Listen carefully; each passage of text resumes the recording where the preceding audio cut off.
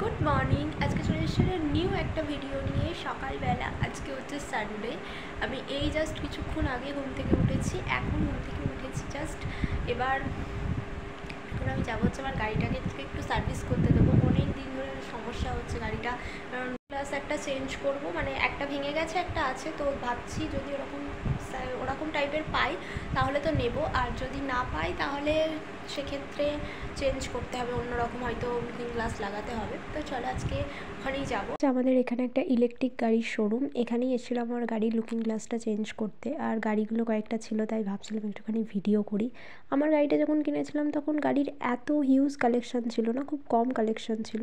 আর এই যে দেখো লুকিং গ্লাসটা চেঞ্জ করে দিচ্ছে, খুব ভালো হয়েছে একদিক দিয়ে। আমি আমার গাড়ি যেমন সেম লুকিং গ্লাস ছিল পুরো সেমই পেয়েছি, আলাদা রকম পাইনি। এটাই খুব ভালো, যেটা যার সাথে সেটা তার সাথেই ভালো লাগে, অন্যরকম হলে একটু বেমানান হয়ে যেত। আর এদিকে আমার গাড়িটা আমি সার্ভিস করতে দিয়ে এখন হেঁটে হেঁটে আমার মাসির বাড়ি যাচ্ছি। এটা হচ্ছে আমার মাসির বাড়ির এখানেই আমি গাড়িটা সার্ভিস করতে দিয়েছিলাম। যেহেতু আমার ইলেকট্রিক গাড়ি, সেহেতু যে কোনো জায়গায় সার্ভিস করা যায় না, আর সেই কারণে এখানে বললে আর কি ঠিকঠাক করে দেয়, ওই জন্য আমি এখানেই করেছি। যেহেতু করা আছে তো সমস্যা ওই জন্য হবে না, তাই ভাবলাম এখানেই দেবো এবারে। সার্ভিস বলতে সেরকম কিছুই না, ওই টুকটাক একটু টাইট দিয়ে দেবে জায়গাগুলো, আর একটু ভালো করে ধুয়ে পরিষ্কার করে দেবে। আর আমার গাড়ি এত অপরিষ্কার আর এত নোংরা করে রাখি, আমি গাড়িটাকে একটু পরিষ্কার করি না।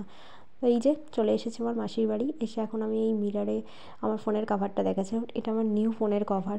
মানে অনেক খুঁজে মানে এই কভারটা আমি ফোনে একটা স্যাটিসফাইড কভার লাগাতে পেরেছি, যে হ্যাঁ এই কভারটা আমার ফোনে মানানসই হয়েছে, ভালো লাগছে। আর আমার মাসির বাড়ির চারিদিকে শুধু মিরর, এদিকে মিরর ওদিকে মিরর।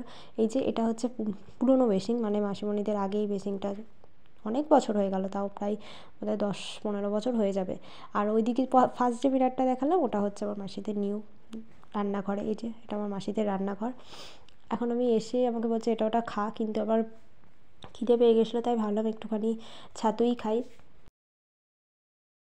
জানালাটা লাগানো আছে, আমি দেখছিলাম, বেশ ভালো লাগছে, কি সুন্দর চারিদিকে ফুল ফুটেছে। এই শীতকাল তো সারা বাড়ি জুড়ে শুধু গাঁদা ফুল ফুটেছে, বেশ ভালো লাগছে। আর এদিকে আমি ফ্রেশ হয়ে নিয়েছি, স্নান টান সেরে একেবারে বসে আছি। দুপুরও হয়ে গেছে অনেকটা, এবার লাঞ্চ করার সময়। তো ভাবলাম আর একটু ভিডিও করে নিই। আমার মাসি একটু বাইরের দিকে গেল। আর এখন আমার মাসির বাড়ি এলে আর আমি সাথে করে ড্রেস নিয়ে যাই না, মাসিরই একটা নাইটি পরে নিয়েছি।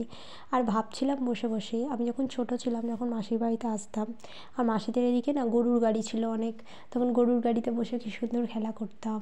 আর আমার মাসিদের অনেক গরুও ছিল, এখন আর অত নেই, দু একটা আছে, কিন্তু আগে অনেক গরু ছিল। আর মাসির শ্বশুরমশাই যখন বেঁচে ছিল তখন আমি একবার, আমার খুব আবছা মনে আছে, আমি একবার আমার মাসির শ্বশুরমশাইয়ের সাথে গেছিলাম, গরু নিয়ে মাঠে গেছিলাম, আমিও সাথে ছোটোবেলায় গেছিলাম। তো সেই জিনিসগুলোই বসে ভাবছি, সময় কেমন পেরিয়ে যায়। এখনকার জেনারেশন এগুলো হয়তো বোঝে না। তো যাই হোক, এসব ভেবেও আর লাভ নেই। আর এখানে এই দুটো মানুষ, এটা হচ্ছে আমার মাসির শাশুড়ি মা, আর এটা আমার মামা। যদিও আমি কোনোদিন আমার মামাকে চোখে দেখিনি, কিন্তু আমার মাসির শাশুড়িকে আমি দেখেছি। আমি যখন ক্লাস 7-8 পড়ি তখন উনি মারা গেছেন, অনেক তাড়াতাড়ি মারা গেছেন।